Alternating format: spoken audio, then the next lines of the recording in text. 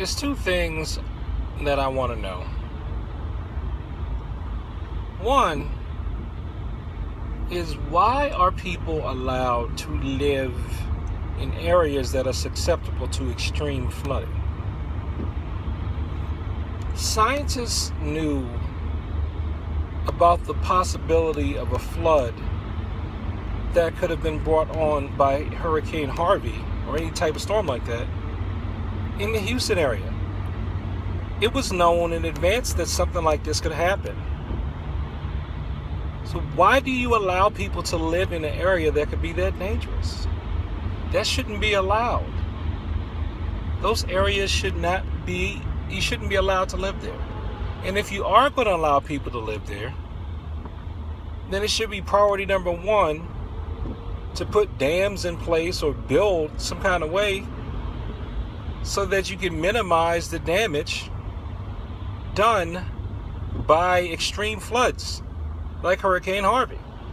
That's definitely not mutual welfare benefit, and that's definitely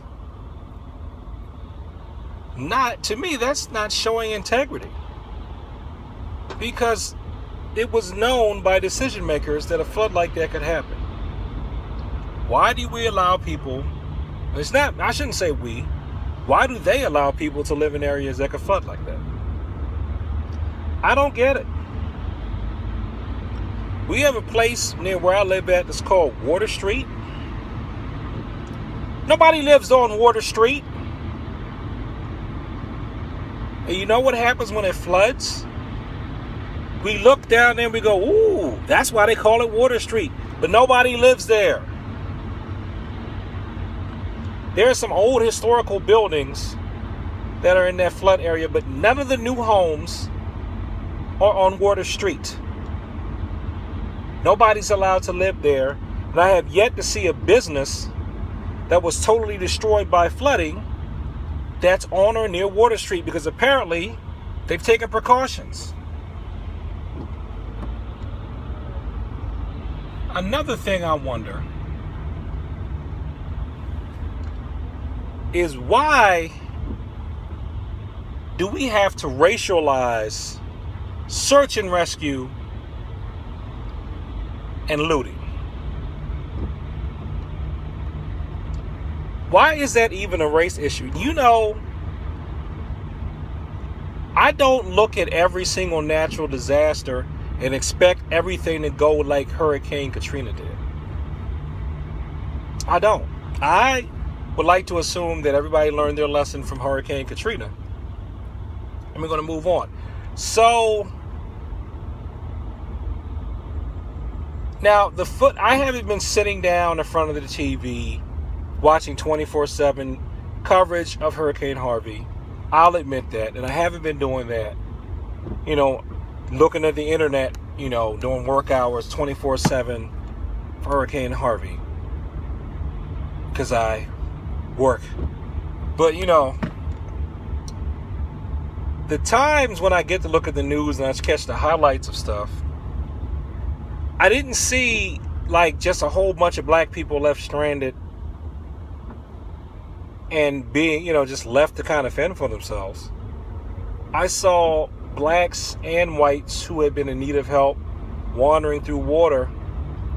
And then when I saw white people in rescue boats, you know, I don't assume that that means white people good, black people inept, bad, or not capable of taking care of themselves. Most of the people who are rescuing people, it should be white people.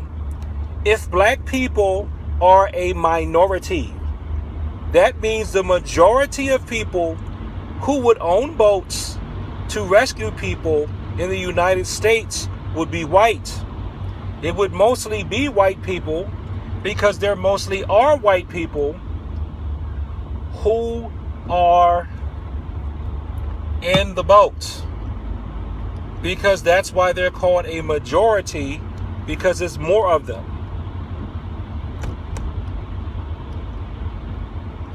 Right?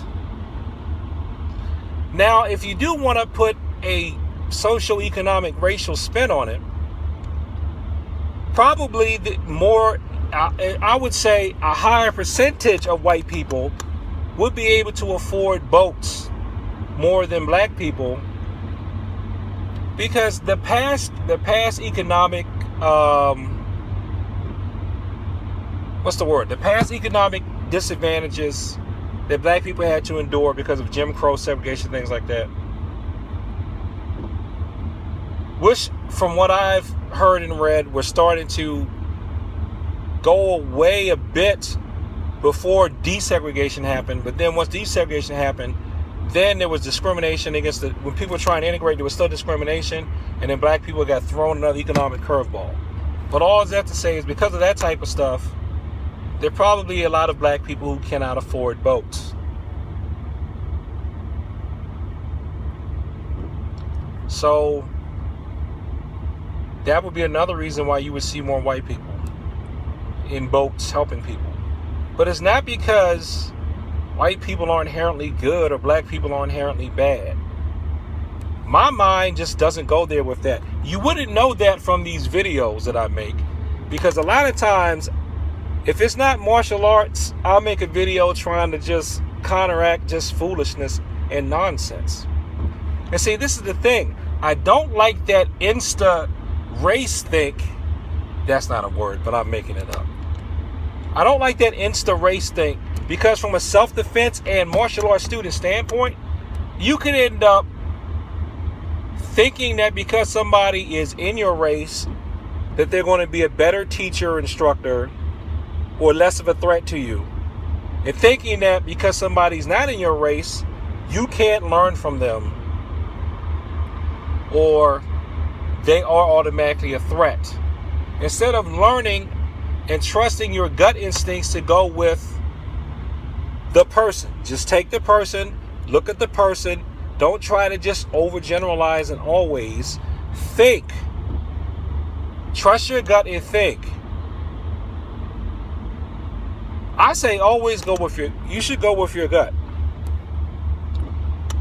You know, it would be foolish of me to think that every time I see a black face it's a friend, every time I see a white face it's a foe.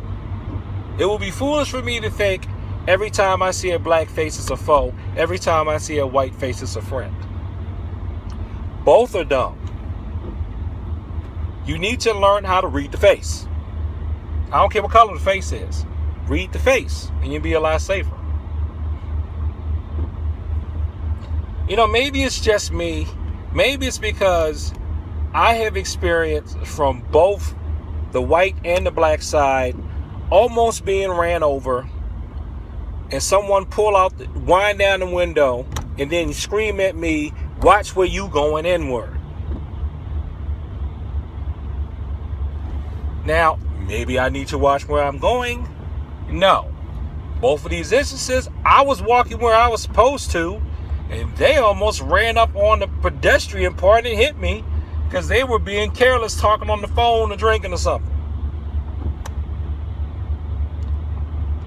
So, this whole racializing, let's racialize Hurricane Harvey. People are in trouble. They could die from this hurricane. That's the life that matters. Human lives. It shouldn't be about anybody else's ridiculous agendas. Let's just get people out of the way of the flood. And this flood definitely shows the power of water from the Tao Te Ching and Tao Jeet Kune Do. It's a manifestation of how something like water can cause damage in volume. It is a true principle. It's a true principle. And if you can make your martial arts technique that devastating, you would be powerful. You would be very powerful. But anyway, my point is, I don't know why we're racializing this stuff. Well, you know what? I do know why. Because there's money to be made in racializing stuff, no matter how ridiculous the racialization is.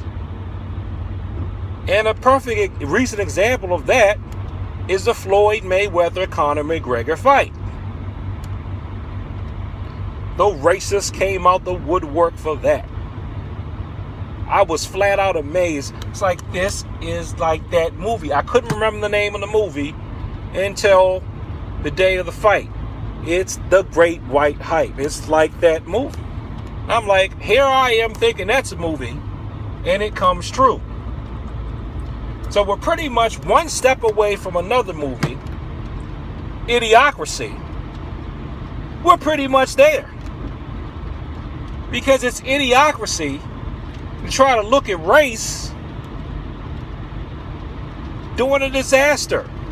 The blacks are looting, and all the whites are saving. I just want the criminals to be locked up and the good people to be saved. And you know what? Even some of the bad people to be saved if they almost drown. Can't we just do that?